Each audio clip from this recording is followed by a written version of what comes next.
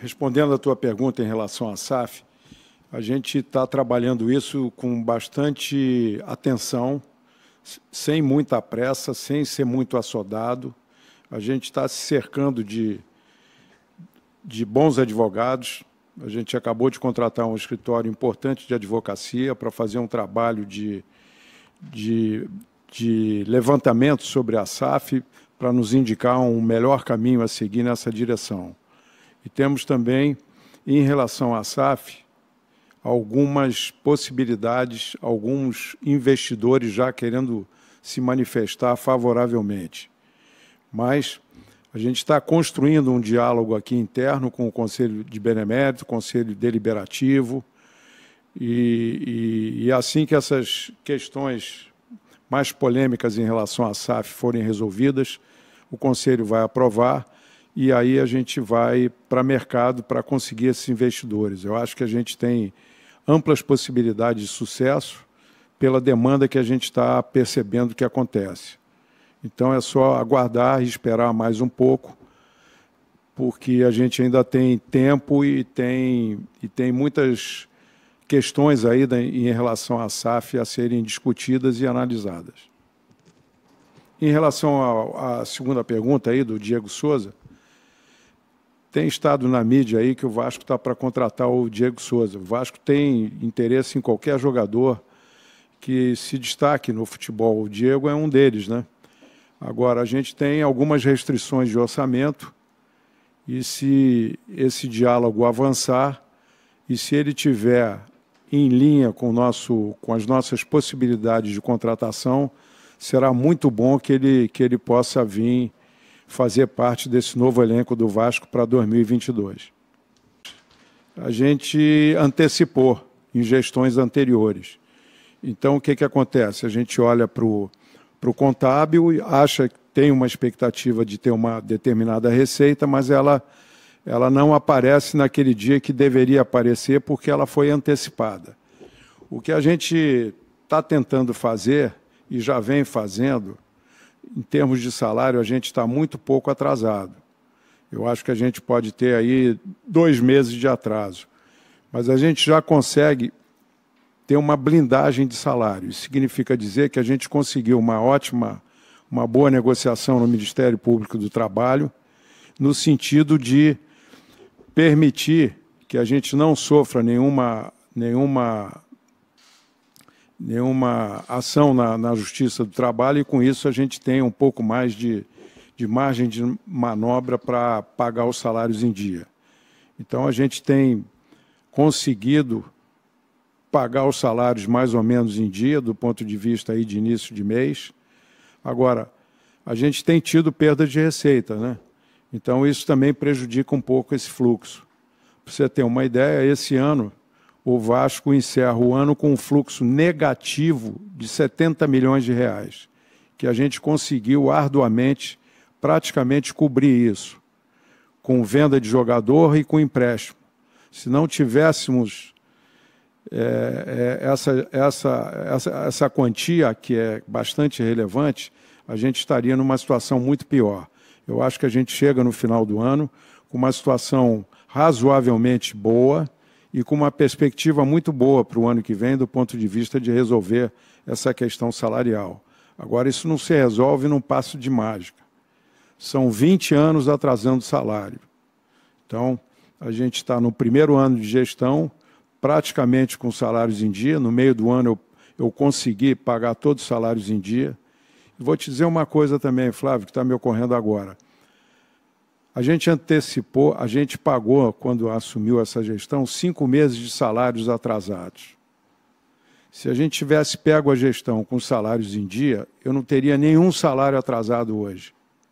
Então é bom ressaltar isso, que a gestão não atrasou salário. A gestão pegou o clube com salários atrasados. Se a gente não tivesse esses salários atrasados, a gente estava com salários rigorosamente em dia. Então, há de se fazer essa ressalta. Ok, Lucas. Em relação ao Castan, primeiro eu quero fazer um elogio ao Castan, do ponto de vista profissional do mais alto gabarito, cumpriu com as suas obrigações rigorosamente, se conduziu muito bem como capitão do time do Vasco. Infelizmente, a gente não obteve o resultado que esperava, mas ele fez a parte dele, eu acho que de uma maneira muito honesta, muito íntegra e como profissional não tenho nenhuma queixa em relação a ele. Agora, há evidentemente um certo desgaste do Castanha em relação a tudo que aconteceu nesses 2 últimos anos, vamos colocar dessa maneira. Mas quem está conduzindo a conversa com o Castanha em relação a ficar ou sair é o Brasil. Então, eu vou passar para ele dar um pouco mais de informação de como é que se encontra essa situação. Ok. Lucas, na realidade, tudo que o presidente falou é importante a gente colocar. O Castan sempre foi uma peça muito importante dentro do contexto, né, do futebol do clube. A gente só tem a agradecer muito a ele. Foi um capitão de verdade em todos os anos. Eu acompanhei durante o tempo que fiquei aqui na base, tive alguns contatos com ele. É uma pessoa, um ser humano especial acima de tudo. Um profissional extremamente comprometido e que entregou muito ao clube, né? Houve um desgaste natural, acho que um desgaste normal para quase todos os atletas que aqui estiveram. Ele também entende como positivo uma saída, a gente também entende como positivo uma saída nesse momento, mas ainda há uma conversa. Evidentemente que o Vasco tem um débito com ele, existe um contrato ainda em vigor que só vence no final do ano, então isso tudo precisa ser muito discutido, debatido, para que não haja nenhum prejuízo para as partes, nem para o Vasco e nem para ele, que a vida siga, ele possa se recolocar no mercado. Como eu te falei aí, respondendo a outras perguntas, a gente está debatendo esse assunto internamente com assessoria jurídica, contratamos um advogado especializado aí nesse assunto para nos assessorar. Temos discutido internamente principalmente com o Conselho Deliberativo. A nossa área jurídica tem se apresentado ao Conselho, tentando tirar todas as dúvidas que surgem, e elas são muitas. Cada vez que a gente debate esse assunto, mais dúvidas surgem. É um assunto complexo, não temos respostas para todas as perguntas atualmente. Por isso mesmo que a gente está agindo com bastante cautela e com bastante assessoria jurídica. O modelo de venda ainda não está definido. Vai depender muito também da demanda das ofertas que a gente tiver e, eventualmente, talvez sim, por que não, envolver a torcida também como um futuro acionista dessa empresa. Acho interessante, se for possível, a torcida também participar como sócio desse novo clube-empresa que pode surgir. Então, a gente não definiu ainda completamente o escopo de venda, mas, eventualmente, a gente vai estar aberto à melhor opção, o que for melhor para o Vasco. Qual é o melhor caminho? É ficar com uma parte do controle, ser dono e controlador dessa nova empresa, ou vender participação para apurar um resultado melhor.